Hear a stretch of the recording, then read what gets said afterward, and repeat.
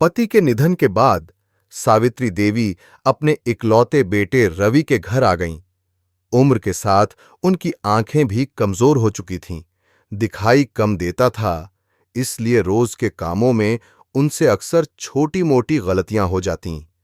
कभी पानी छलक जाता, कभी खाना ज्यादा पक जाता, तो कभी चीजें गिरा देतीं।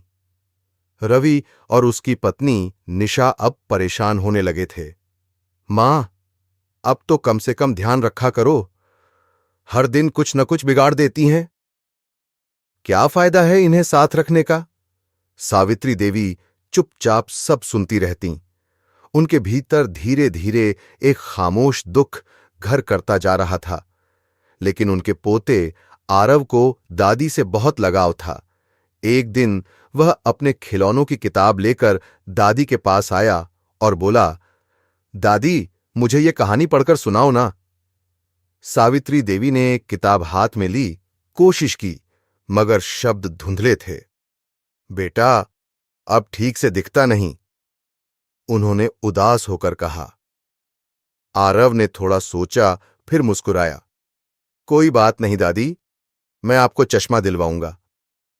तभी पास बैठे रवि ने ताना मारा, क्या करना है मां को चश्मा देकर? वैसे भी कुछ काम नहीं आता उन्हें। आरव ने कुछ नहीं कहा।